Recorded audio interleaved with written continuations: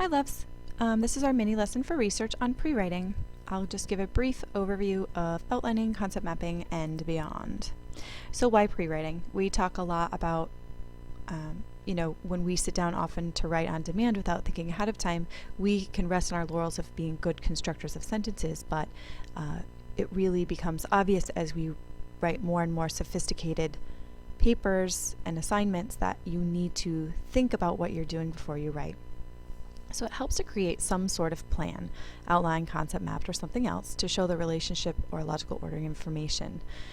This aids in the process of writing. It helps you organize, present your ideas logically, show the relationships among them, which will really help you with your transitions as you're writing, and then constructing an ordered overview of your writing. And this also will help a teacher like me or your civics teacher understand your thought process so we can help you fill in any research gaps.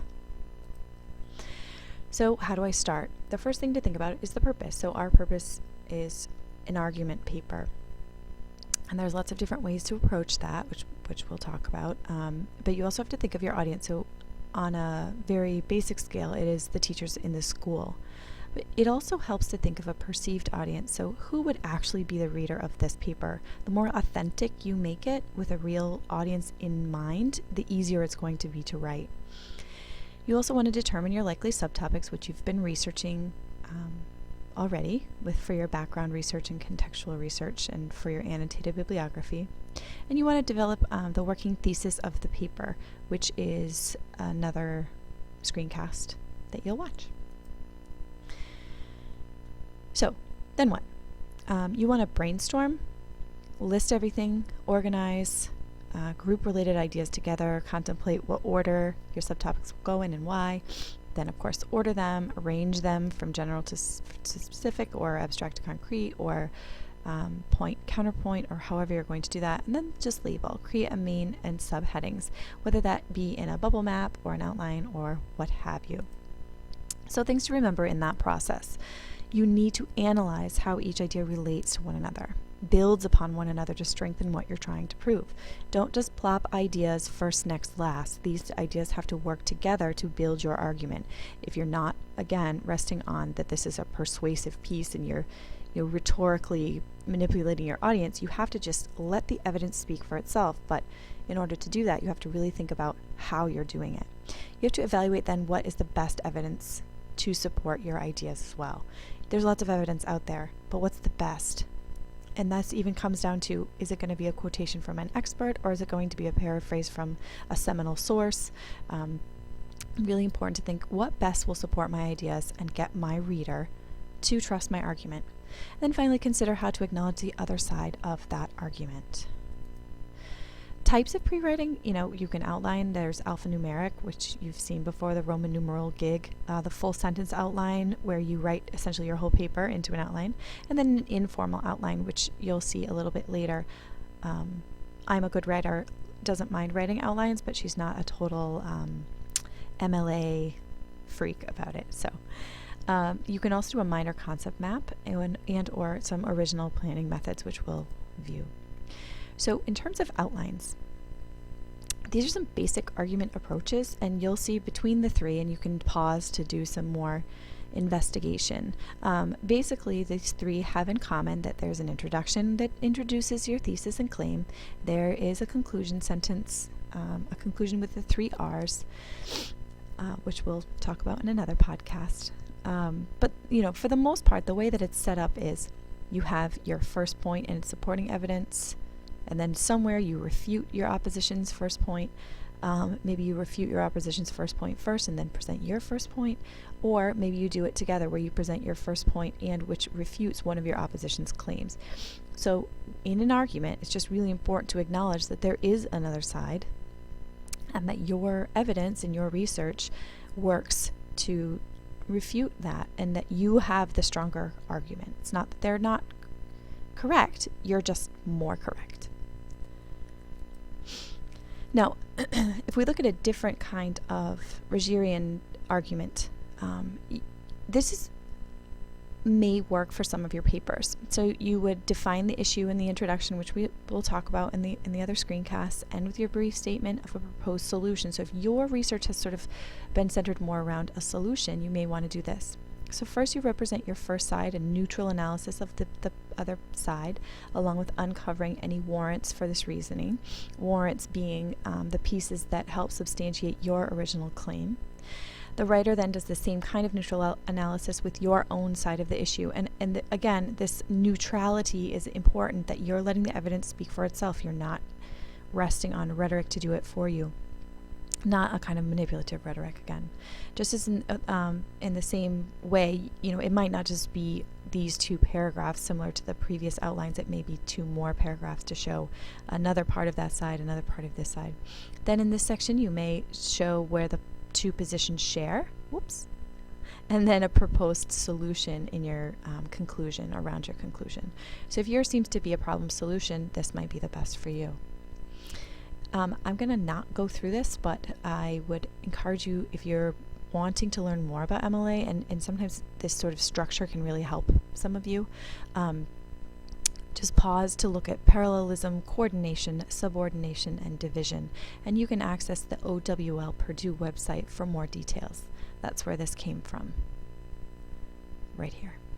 So pause if you need to. Here's an example of a sort of hybrid. I'm a good writer, as we know. Her question is about standards-based education and imagination, and how do those two intersect. So her thesis, her working thesis she developed was, although the current trend of education promotes standard-based learning, teachers must not forget the importance of imagination in the classroom. She starts to set up her body, and in this she looks at the other side. Standards-based education is well-intentioned. It has taken over, that's true, and it's nice in theory. Here's the proof.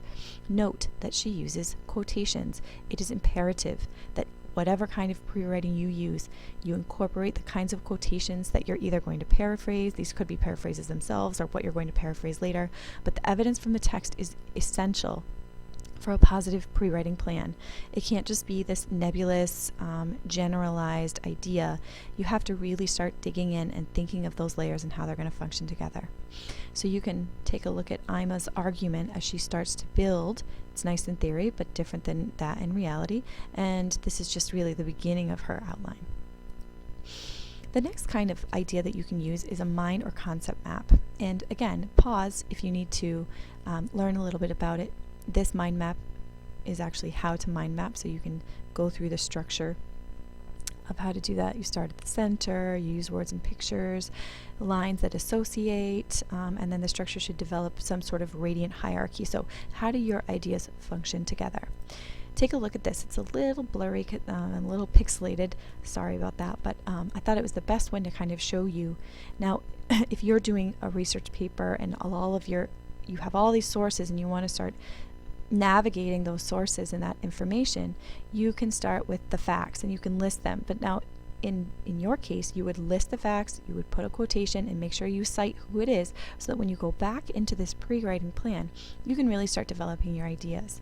Now, I would even go as far as saying, like, if you're going to put the impacts, the exponential growth, the good and the bad, or whatever, that you start numbering and ordering and organizing these ideas to show your logical progression. You can use highlighters, different colors, etc. You can use pictures if you're artistic, but just really make this meaningful for you in terms of how you're navigating this information and wrapping your head around how you are going to logically develop your argument.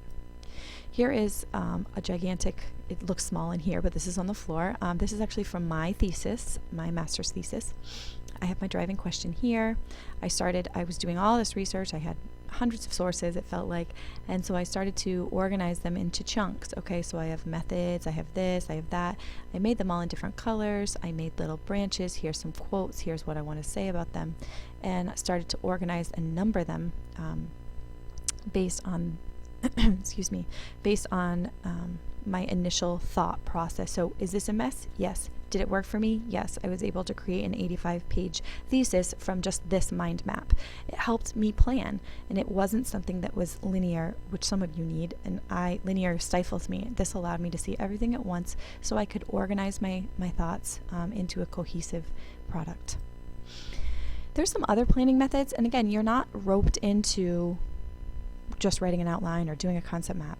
No matter what you do, though, you need to have your ideas. They need to be ordered, numbered. They have to have evidence to support that, to see what kinds of sources you're using, whether they're color-coded or put in sections on a piece of paper into squares. I don't care what it looks like, but you need to have some real evidence of planning. Some of you are arrow people, and you can use your thesis statement and just start building off of that with your various ideas, whatever you want. Here's another example. Are you dividing it into section 1 and section 2, subpoint 1 and subpoint 2 and 3? What are your evidence to refute that? Maybe you highlight it in different colors or color it. Maybe you use different colored paper. Maybe you don't. Maybe you just do something like this. But regardless, you need to go back in there and make sure you hit all of those organizing elements. And you could even use a photo or a picture to help you organize your ideas into different trees. It is up to you. There are many, many different ways of doing that. So I'm going to pause sort of on this page and just finish up with what you need. You absolutely need a works cited with MLA format for your pre-writing plan. You also need to make sure that you have all of your ideas represented and at least numbered so that the reader of your plan and including yourself have an understanding of where you're going, why you're going that way, and how those ideas function together to build a logical argument.